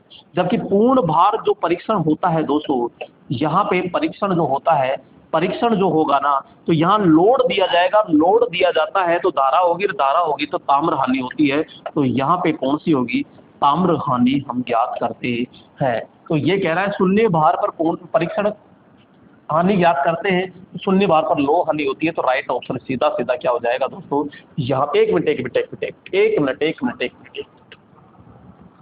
दोस्तों, ये आप कौन सी हानि होती है, नियत हानि। और दोस्तों आपके एक और हानि होती है जिसको हम कहते हैं, जैसे आपकी कौन सी, यहाँ पे यांत्रिक, यांत्रिक जो हानि होती है ना, ये भी कौन सी होती है दोस्तों, नियत हानि होती है। और ये जो होती है ये लोड पर, ये लोड पर क्या होती है, निर्भर नहीं होती, लोड पर बिल्कुल भी निर्भर नहीं होती है। तो ताम्र हानि, लोह हानि, घर्षण हानि, लोह और घर्षण, तो यहाँ पे राइट ऑप्शन क्या हो जाएगा, ये अगर लोह और घर्षण ऐसे दोनों कमांड में नहीं देता तो फिर लोह हानि करते पहली प्राथमिकता में, ये चीज ध्यान रखना। नेक्स्ट, यहाँ पे 16 नंबर, निम्नलिखित में से कौन सा समीकरण किसी इंडक्शन मोटर के आंशिक फ्रीक्वेंसी यानी स्लिप को दर्शाता है। दोस्तों अगर मैं बात करूं यहाँ पे ओनली फॉर स्लिप, स्लिप, तो स्लिप क्या है, तो मैं कहूंगा यहाँ पे दो गति होती है। एक होती है मेरे दोस्तों यहाँ पे सिंक्रोनस, क्या होती है, सिंक्रोनस। तो सिंक्रोनस गति जो होती है, सिंक्रोनस गति किसे कहते हैं, एनएस को कहते हैं। और यहाँ पे मैं कहूंगा रोटर गति, तो रोटर गति जो होती है वो एन आर होती है। क्लियर। तो यहाँ पे एन एस व एन आर का अंतर क्या कहलाएगी दोस्तों, तो यहाँ पे अपन कहेंगे स्लिप। तो स्लिप जो होती है वो क्या है, एन एस व एन आर का अंतर स्लिप कहलाती है। तो यहाँ पे एस बराबर क्या हो जाएगा, N S minus N R, ये तो ये स्लिप है। लेकिन आपसे पूछा जा रहा है कौन सा, आंशिक कह दो या प्रतिशत स्लिप कह सकते हैं दोस्तों। तो यहाँ पे एस बराबर होता है फिर N S minus N R upon में एन एस होता है। ये आंशिक है, प्रतिशत हो तो प्रतिशत के लिए अपन 100 और लगा देते हैं। तो यहाँ पे एस बराबर N S minus N R upon में एन एस है। तो पहला ही ऑप्शन क्या हो जाएगा दोस्तों, इसमें सही ऑप्शन हो जाता है। बोलो आपके समझ में आ रहा होगा दोस्तों, यहाँ पे कोई दिक्कत है किसी को, नहीं दोस्तों यहाँ बिल्कुल भी दिक्कत नहीं आ रहा। यानी N S minus N R upon में एन एस होता है। तो राइट ऑप्शन हो गया आपका, पहला ही ऑप्शन होता है दोस्तों। यहाँ पे मैं अब आप चर्चा कराऊंगा जो हमारी मोटर होती है, यानी कि थ्री फेज जो प्रेरण मोटर है, थ्री फेज प्रेरण मोटर में आपसे क्या पूछा जाएगा कि जो स्लिप होती है वो कितनी होती है लगभग, तो हम कहेंगे 3 से 5% होती है। 3 से कितनी होती है, 5। तो दोस्तों पूर्ण लोड पर पूछे, पूर्ण लोड पर पूछे तो 3% बताइएगा। यहाँ पे शून्य लोड पर बताना है, शून्य लोड पे तो होती नहीं है वैसे। तो यहाँ पे यानी यहाँ पे अपन कहेंगे छोटी मोटर के अंदर ज्यादा होती है, तो मैं कहूँगा 4 से 6% होती है। और यहाँ पे बड़ी मोटर के अंदर पूछे तो बड़ी मोटर के अंदर 2 से 3% होती है। ठीक है, तो इस प्रकार से डिवाइडेशन किया जाता है। आइए, अरे 200 चिन्ह लगा दिया था क्या, हाँ। नेक्स्ट, मोटर में जॉगिंग ऑपरेशन खालिस्तान बी कहलाता है। दोस्तों ये जॉगिंग क्या है, जॉगिंग के लिए अपन दोस्तों यहाँ पे बात करेंगे कि जब मोटर को रिवाइंडिंग किया जाता है और रिवाइंडिंग करने के बाद जिस परिपथ पर धीरे धीरे चलाया जाता है, उसी को कहते हैं जॉगिंग परिपथ कहते हैं। यहाँ पे जॉगिंग परिपथ को ही हम क्या कहते हैं, इंचिंग परिपथ कहते हैं। यानी कि इसको चाहे आप जॉगिंग कह दीजिए, चाहे इसे इंचिंग कह दीजिए, तो राइट ऑप्शन हो जाएगा ये दोस्तों। यहाँ पे होता है स्टार्टिंग, स्टॉपिंग और एक होता है क्रिम्पिंग।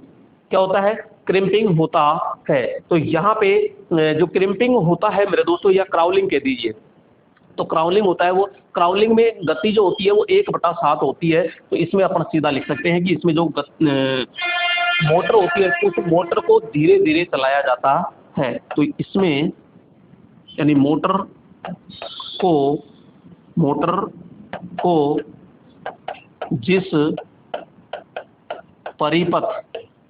को जिस परिपथ पर धीरे धीरे चलाया जाता है वो क्या कहलाएगा, तो हम कहेंगे इंच।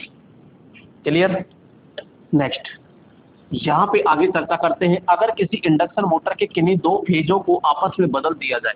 दोस्तों यहाँ पे मैं कहूँगा ये मोटर है और ये है, और ये सपोज कीजिए इस तरह है, और इसके यहाँ पे आर वाई और बी है। तो अगर वो कह रहा है कि यहाँ पे इस मोटर के ये आर है, ये बी है और ये वाई है, यानी पहले तो ये था आर वाई बी और अब क्या है आर बी वाई है, तो मेरे दोस्तों यहाँ पे मोटर क्या चलेगी, उल्टी दिशा में चल जाएगी। तो ध्यान रखना विपरीत दिशा में चलेगा, राइट ऑप्शन। तो यहाँ पे जो तीन फेज होते हैं, तीन फेज में से कोई भी दो फेज आपस में बदल दिए जाते हैं तो मोटर उल्टी दिशा में कार्य करने लग जाती है दोस्तों। तीन चरण का मतलब होता है दोस्तों फेज। तीन फेज 6 पोल 50 हर्ट्ज प्रेरण मोटर की तुल्यकालिक गति ज्ञात कीजिए। दोस्तों शायद फर्स्ट या सेकंड ही वो था आपका सूत्र, तो वहां से भी सीधा सीधा है। तो इसमें क्या पूछ रहा है, P बराबर F बराबर PN अपॉन में 120, और आपको निकालना क्या है, तुल्यकालिक गति यानी कि N निकालना है, और NH बराबर P जाएगा नीचे, F इंटू क्या आ जाएगा यहाँ पे 120, और यहाँ पे लिख दीजिए P। तो इस सूत्र से निकाल दीजिए। अब F कितना है, तो सीधा सीधा है 50 120, और P कितना है दोस्तों 6। जब यहाँ पे 6 है तो 6 से ये गया कितनी बार 20 बार, और 50 इंटू 2 50 19 यानी 100 यानी 1000 RPM। तो राइट ऑप्शन क्या हो जाएगा, 20। ठहरी का मतलब होता है रुकी हुई या प्रारंभ स्थिति में। ठहरी हुई या स्थिति में एक 3 चरण 50 हर्ट्ज 4 पोल प्रेरण मोटर की रोटर आवृत्ति ज्ञात कीजिए। दोस्तों मैंने थोड़ी देर पहले भी बिल्कुल क्लियर कहा है आपसे कि जब वो स्टार्टिंग अवस्था में होती है या प्रारंभिक अवस्था में होती है तो उसकी जो आवृत्ति होती है वो स्टेटर आवृत्ति के बराबर होती है। मैंने कहा है आपसे, तो यहाँ पे फिर वापस लिख देता हूँ। प्रारंभ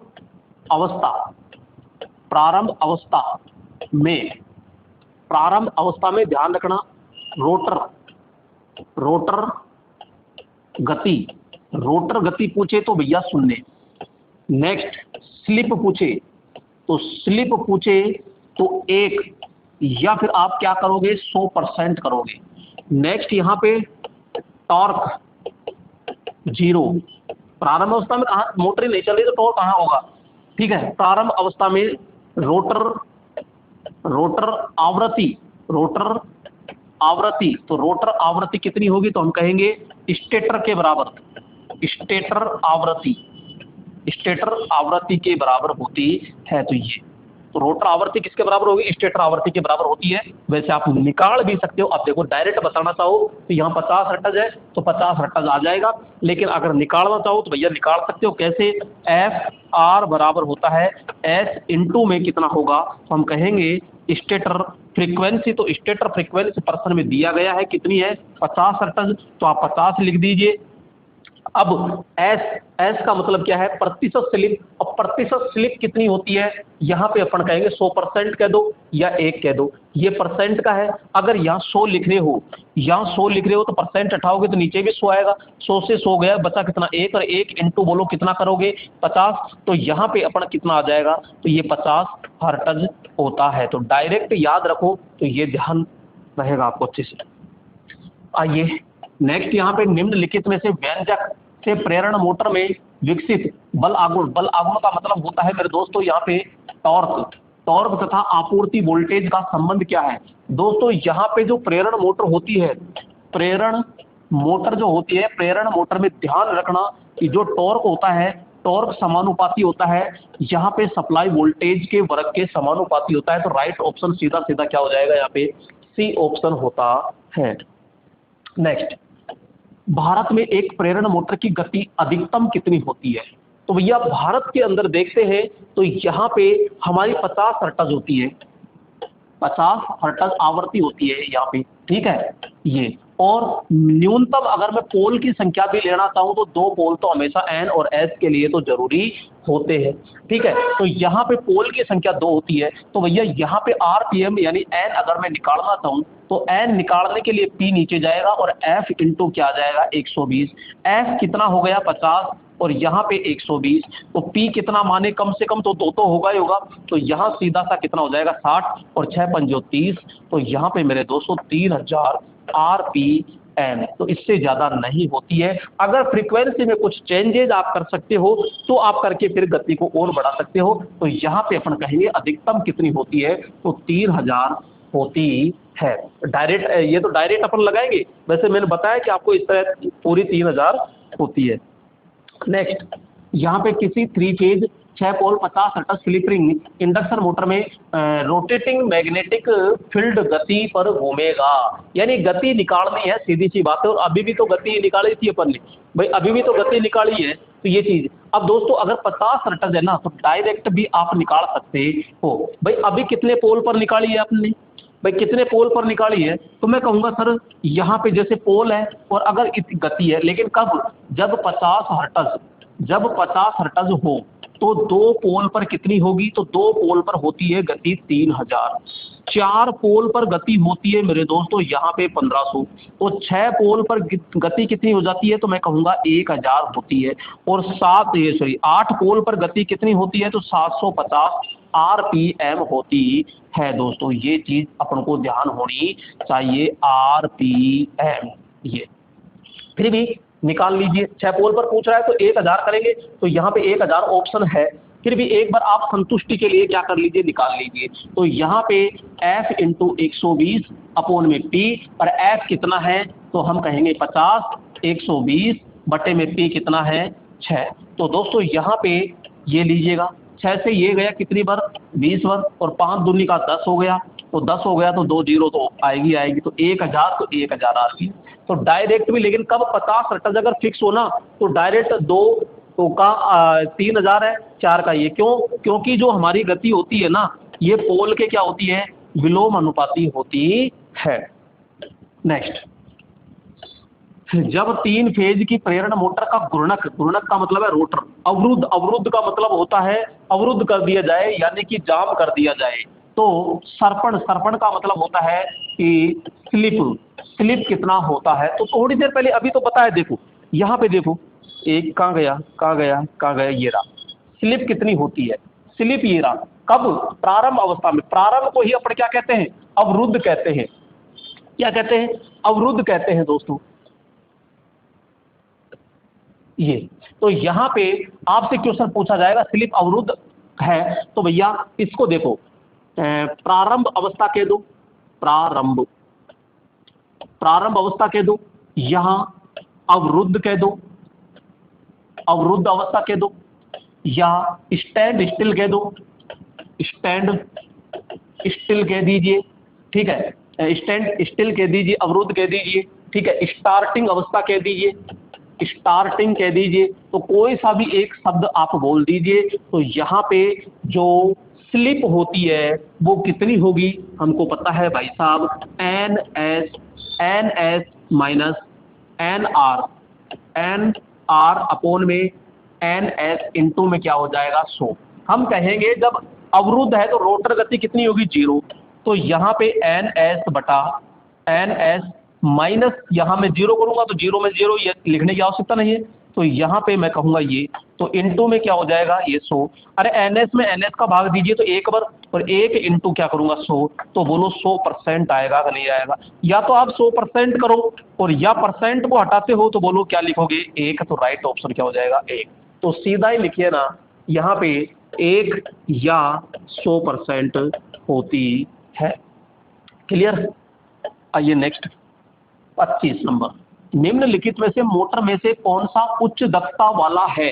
तो उच्च दक्षता किसकी है, सिंक्रोनस मोटर की, पॉलीफेज की, स्क्वायरल केज की और स्लिप रिंग की। तो सबसे ज्यादा जो दक्षता होती है वो किसकी होती है, तो यहाँ पे अपन कहेंगे सिंक्रोनस मोटर की होती है और ये सबसे पावरफुल मोटर भी होती है।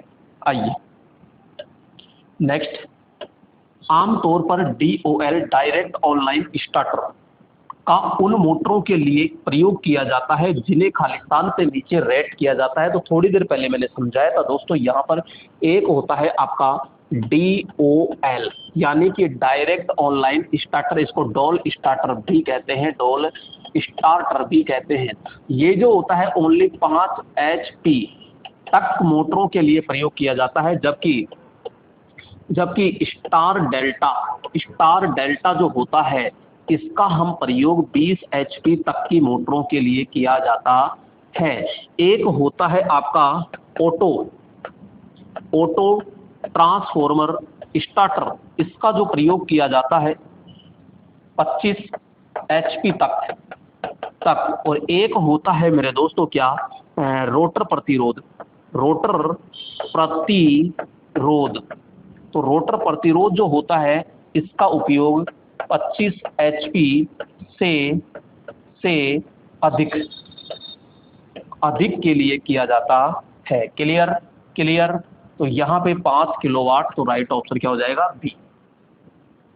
नेक्स्ट, ध्यान रखना HP आ जाए चाहे किलोवाट आ जाए, तो वहाँ HP और किलोवाट को भी हम बदल सकते हैं। 5 किलोवाट 50 हर्ट्ज 6 पोल स्लिप रिंग प्रेरण मोटर में 960 RPM पर चलता है और तुल्यकालिक सिंक्रोनस गति 1000 RPM है। तो प्रतिशत स्लिप की गणना कीजिए। अब इसमें कहाँ दिक्कत आ रही है, तो यह प्रतिशत स्लिप की गणना करवा रहा है, तो NS माइनस NR अपोन में NS इंटू में क्या कर दीजिए 100। तो यहाँ पे दोनों स्लिप दी गई है, तो दिक्कत ही फिर नहीं है। स्लिप में प्रेरण मोटर पर RPM पर चलता है और सिंक्रोनस गति 1000 है, फिर कहाँ दिक्कत है। तो सिंक्रोनस गति ये रही, कितनी है 1000 है, ये लो, माइनस 960 है, अपोन में 1000 करना है, इंटू में 100 लिखना है। यहाँ पे 1000 में 960 गया तो 40 और 2 जीरो इधर से आ गई ये, और यहाँ पे आ गया 1000, 3 जीरो ये कट गया, तो 1 के अंदर 4 का भाग दिया तो 4% आ गया, ये लो। इसमें तो बिल्कुल इससे इजी प्रश्न और क्या होगा मेरे दोस्तों, बताइएगा।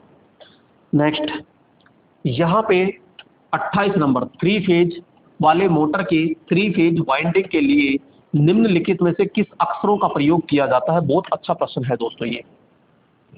यहाँ पे मैं बात करूंगा, एक होता है जैसे प्रेरण मोटर वाइंडिंग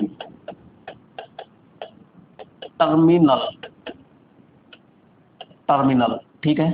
नेक्स्ट फिर आता है जैसे 3 फेज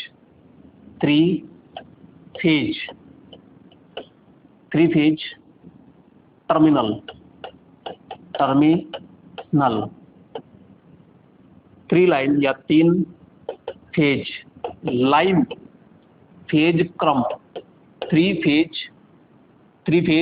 फेज क्रम टर्मिनल और 3 फेज लाइन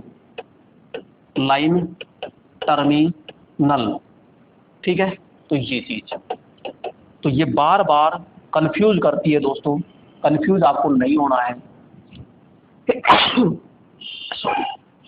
तो यहाँ पे 3 फेज प्रेरण मोटर वाइंडिंग का पूछ ले तो दोस्तों ध्यान रखना UVW, ये 3 फेज क्रम टर्मिनल पूछ ले तो RYB, तो ये, और 3 फेज लाइन टर्मिनल पूछ ले L1 L2 L3, तो आपको ये आराम से रखने हैं दोस्तों। क्लियर। तो राइट ऑप्शन वाइंड किसके लिए पूछ रहा है, वाइंडिंग के लिए, वाइंडिंग के लिए UVW हो जाता है।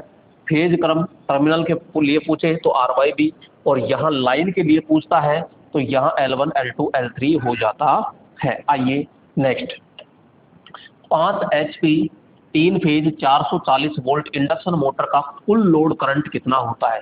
दोस्तों थोड़ी देर पहले मैंने समझाया था कि 3 HP की मोटर है, तो यहाँ पे 3 फेज के अंदर पूछ रहा है क्या, लोड करंट यानी लोड धारा, और लोड धारा आपसे पूछ रहा है तो सीधा क्या बताया मैंने कि HP को इंटू कर दो किससे, HP को इंटू कर दो किससे, 1.5 से इंटू कर दो सीधा।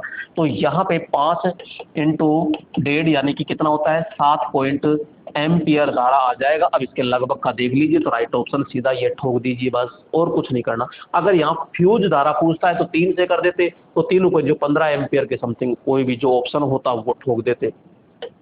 नेक्स्ट यहाँ पे बात करेंगे कि निम्न में से कौन स्टार डेल्टा स्टार्टर का भाग नहीं है। दोस्तों यहाँ पे स्टार डेल्टा स्टार डेल्टा अगर स्टार्टर की मैं बात करूं भाग, ठीक है, तो यहाँ सबसे पहले इसमें क्या होता है कॉन्टैक्टर।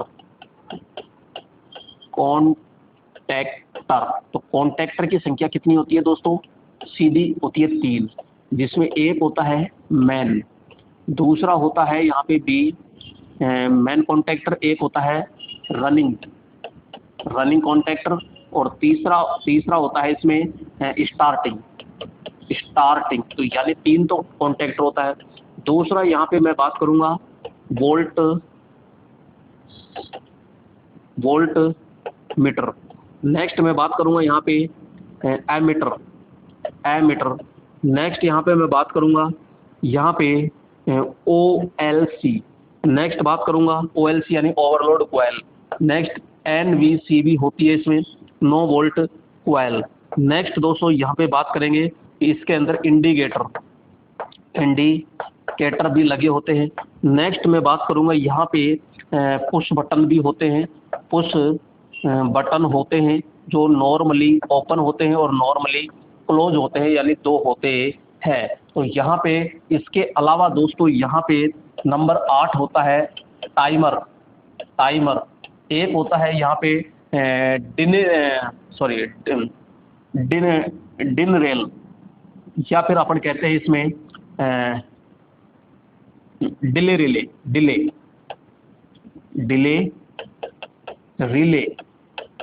रिले भी होता है। कॉन्टैक्टर होता है, टाइमर होता है, इंटरलॉकिंग स्विच, इन सब। तो यहाँ पे ये सारा ही होता है इसमें, तो राइट ऑप्शन कोई दिक्कत नहीं है।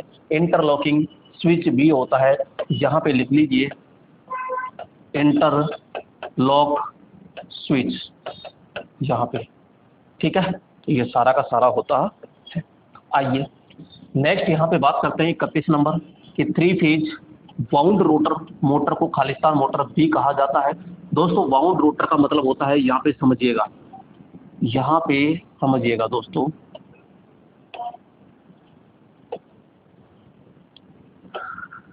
तो इसमें इस तरह बीच में खांचे होते हैं दोस्तों। जब बीच में खांचे होते हैं तो इसमें डाली जाती है क्या, वाइंडिंग। और जब इसमें वाइंडिंग होती है तो यहाँ पे मेरे दोस्तों 100% क्या होता है कि इस वाइंडिंग का जो कनेक्शन किया जाता है वो स्टार होता है। और यहाँ पर 3 क्या होती है, स्लिप रिंग होती है। और 3 जो स्लिप रिंग होती है जब इसका कनेक्शन कर दिया जाता है तो एक इससे जोड़ते हैं, एक इससे जोड़ते हैं, एक इससे जोड़ते हैं, तो इसे कहते हैं वाउंड रोटर कहते हैं। यानी जिस रोटर में वाइंडिंग स्थापित की जाती है उसे वाउंड रोटर कहा जाता है, और ये स्लिप रिंग रोटर के अंदर स्थापित किया जाता है। नेक्स्ट यहाँ पे मेरे दोस्तों ये एक 3 फेज प्रेरण मोटर किसके समान होती है। तो दोस्तों किसके समान होती है, आइए बहुत अच्छा प्रश्न है दोस्तों। कल ट्रांसफॉर्मर आपने पढ़ा, तो मैं ये कहूँगा कि ये वाइंडिंग है और इस वाइंडिंग को आपने सप्लाई से जोड़ा तो ये प्राइमरी कहलाई, और इस वाइंडिंग को आपने लोड से जोड़ा तो ये क्या कहलाएगी, सेकेंडरी।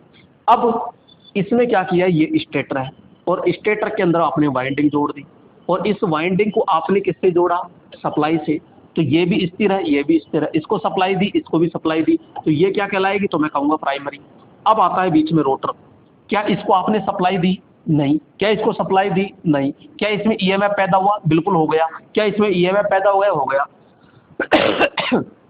तो इसमें भी तो ईएमएफ पैदा हुआ ना, बस फर्क ये है कि इसमें ये घूमता नहीं है और ये इसमें घूमता है। तो मैं सीधा सा कहूंगा कि यहाँ पे किसके समान है, तो मैं कहूंगा इसमें क्या कहा, किसके समान होती है, तो ट्रांसफॉर्मर द्वितीयक लघु परिपथ के और खुला परिपथ। भाई साहब इसका रोटर शॉर्ट सर्किट है, तो यहाँ पे तो ये देखो शॉर्ट सर्किट है, तो ट्रांसफॉर्मर की द्वितीयक के बराबर यानी लघु परिपथ के बराबर होती है। तो हम कहेंगे कि पिंजरा प्रेरण मोटर जो होती है ये आपके ट्रांसफॉर्मर की जो वर्किंग होती है ना उसके समान होती है। तो इसकी यानी कि ध्यान रखना जो आपके पिंजरा पिंजरा प्रेरण प्रेरण मोटर की कार्य प्रणाली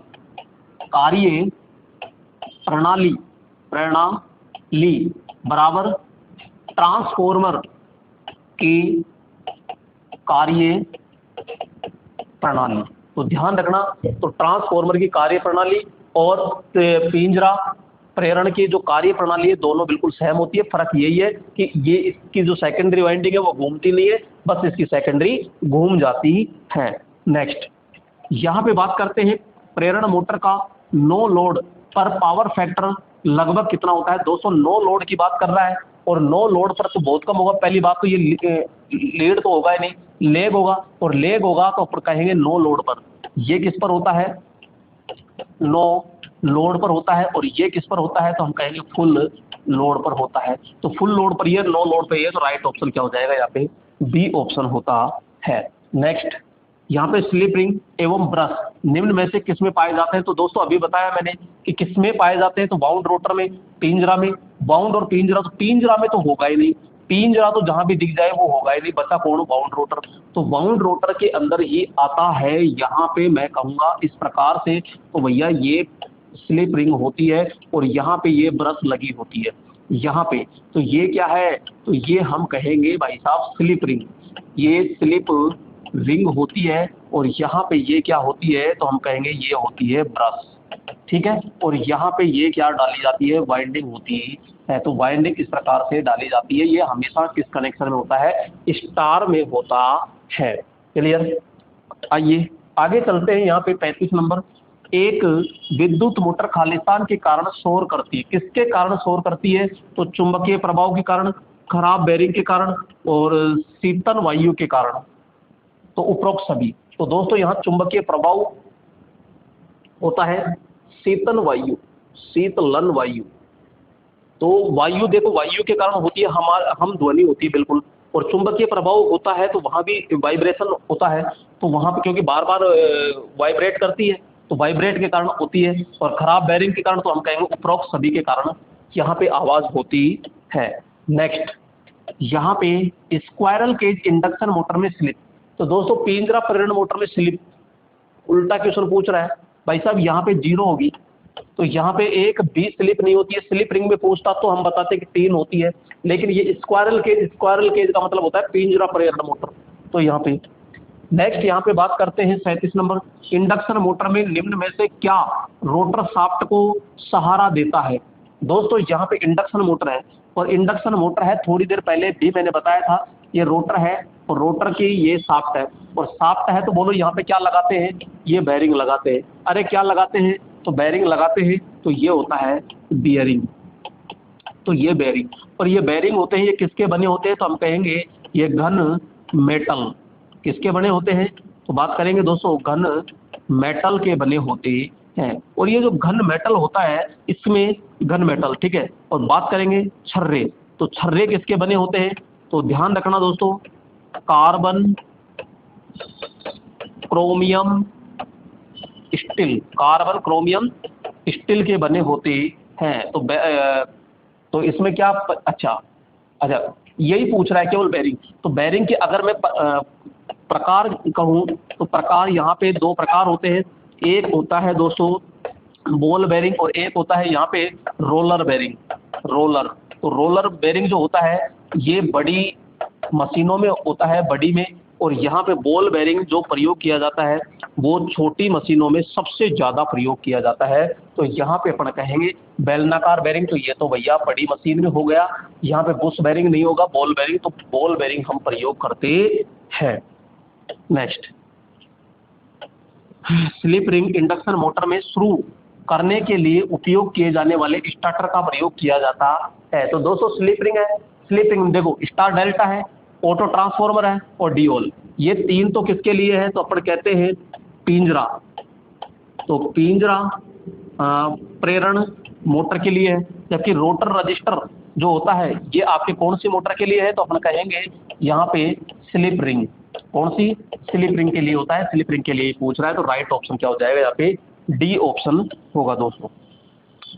39 नंबर, यदि रोटर और स्टेटर के खांचों में निश्चित अनुपात की एक प्रेरण मोटर सामान्य गति से कितनी चलती है दोस्तों, 1/7 पर चलती है, तो उस घटना को क्या कहते हैं दोस्तों। सपोज कीजिए आपकी मोटर जैसे 1000 आरपीएम पर चल रही है और किसी कारणवश ये 7 गुना स्पीड क्या हो जाए, कम हो जाए, यानी कि ये गति जो है ये कितनी हो जाए, 1/7 हो जाए।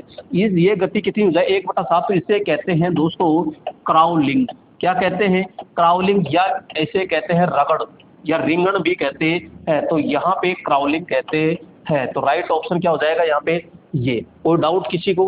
कॉगिंग का मतलब होता है दोस्तों लॉकिंग, इसको क्या कहते हैं, लॉकिंग कहते हैं। हंटिंग यानी हम होता है, और हमिंग, हंटिंग और हमिंग, तो हमिंग सॉरी हंटिंग, हंटिंग अलग है, हमिंग अलग, ये है हम, ठीक है। तो यहाँ पे राइट ऑप्शन हो जाएगा ये। नेक्स्ट 40 नंबर, एक 4 पोल 50 हर्ट्ज मोटर में 5% स्लिप पर प्रचालित होता है, तो रोटर में प्रेरित ईएमएफ की आवृत्ति ज्ञात कीजिए। बहुत अच्छा प्रश्न है। अब यहाँ पे रोटर आवृत्ति पूछ रहा है, एफ आर बराबर एस इंटू में क्या हो जाएगा, एफ एस। तो एस कितनी है, प्रतिशत स्लिप, तो यहाँ पे दिया गया है प्रतिशत स्लिप 5%, तो 5% है तो परसेंट हटाएंगे नीचे 100 इंटू एफ एस कितना है, तो भैया 50 हर्ट्ज है, तो ये 50 है। अब 200 इसमें कहाँ दिक्कत आ गई, ये सीधा सीधा गया इससे कितनी बार, 2 बार, और 2 इसमें गया तो 2.5 हर्ट्ज, ये लो, ये सीधा सीधा गया तो 2.5 हर्ट्ज यहाँ पे क्या आ जाएगा, ये। तो दोस्तों यहाँ पर ये क्वेश्चन थे पूरे के पूरे, और आज अपन ने यहाँ पे पूरा का पूरा एनालिसिस किया 3 फेज मोटर, और कल अपन पढ़ेंगे 3 फेज यानी कल पढ़ेंगे सिंगल फेज इंडक्शन मोटर। तो दोस्तों मैं आज फिर अब एक बार और कह रहा हूँ, केवल आपसे इतना ही निवेदन है कि आप इस वीडियो को अपने सभी ग्रुपों में जरूर शेयर कर दीजिए दोस्तों, बस इतना सा ही मैं चाहता हूँ, ठीक है दोस्तों। अगले वीडियो में अगली क्लास के अंदर फिर मुलाकात करते हैं, तब तक के लिए जय हिंद मेरे दोस्तों।